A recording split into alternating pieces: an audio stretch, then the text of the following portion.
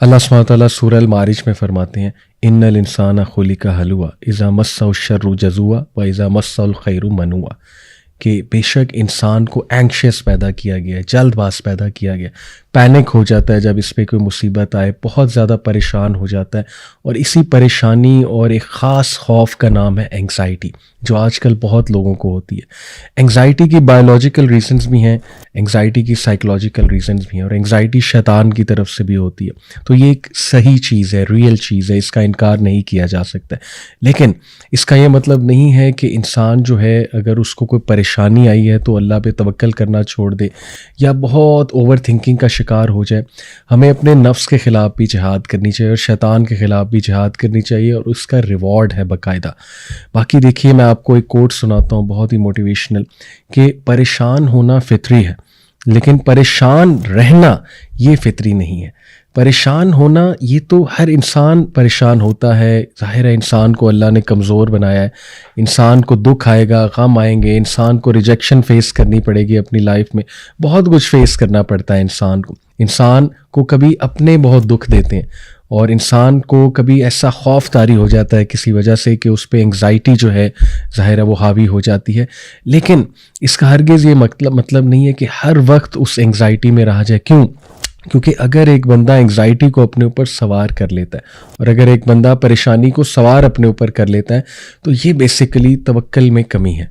Having said it, جیسے میں نے کہا کہ انگزائٹی کی بایولوجیکل ریزنز بھی ہوتی ہیں، کچھ لوگوں کو انگزائٹی بایولوجیکلی بھی ہو جاتی ہے، انہیں نیند ہی نہیں آتی، ان کو پینک اٹیکس ہوتے ہیں، ان کا دل گھبرانے لگتا ہے، تو اس کا سلوشن ڈیفینیٹلی میڈیکل ایکسپرٹس کے پاس ہے، اس لیے میڈیکل ایکسپرٹس کے ان کے پاس جانے میں کوئی حرج نہیں ہے۔ بٹ میں آپ کو انشاءاللہ کچھ قرآن و حدیث کی روشنی میں انشاءاللہ آپ کو سلوشنز بتانا چاہوں گا۔ نمبر 1، ڈو تسبیح۔ بہت زبردست سلوشن ہے کہ جب انسان کو انگزائٹی ہو تو انسان تسبیح شروع کر دے، اور بہت سی تسبیحات ہیں، سبحان اللہ و بحمدہ، سبحان اللہ العظیم، یا لا حول ولا قوت الا باللہ، بہت پاورفل تسبیح، انسان کو بہت اسٹرانگ بناتی ہے۔ یا کوئی اور تسبیح، استغفار کی تسبیح جو ہے وہ شروع کر دے، اور ظاہر ہے اس کی اٹینشن بھی ڈائیورٹ ہوگی جب وہ انگلیوں پہ تسبیح کرے گا یا تسبیح پکڑ کے کرے گا۔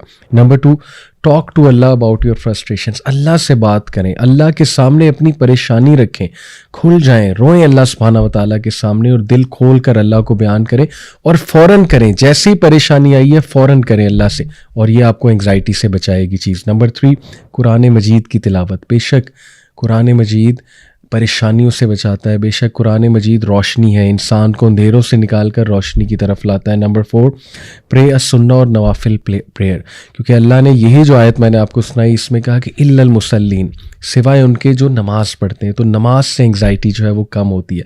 کوشش کریں نماز کو بہت خشوع و خضوع اور بہت اچھے طریقے سے پڑھیں۔ نمبر 5، وزٹ سم ون سک، کسی بیمار کی تیمارداری کریں، انشاءاللہ آپ اپنی انگزائٹی کو بھول جائیں گے جب آپ دیکھیں گے اللہ نے مجھے صحت دی ہوئی ہے، کتنی نعمتیں دی ہوئی ہیں۔ نمبر 6، پریکٹس ڈیپ بریتھنگ کو پریکٹس کریں، اور یہ بایولوجیکل ایک سلوشن ہے۔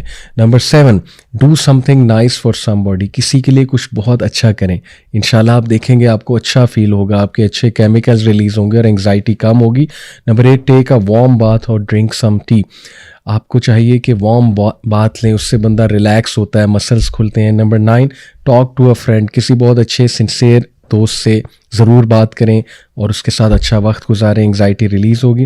And number 10، make a list of blessings, اپنی بلیسنگز کی لسٹ بنائیں، ان پہ غور کریں، اللہ کا بہت شکر کریں۔ یہ چند ایک سلوشنز ہیں۔ اللہ تعالیٰ آپ سب کو صحت و تندرستی دے۔ جزاک اللہ۔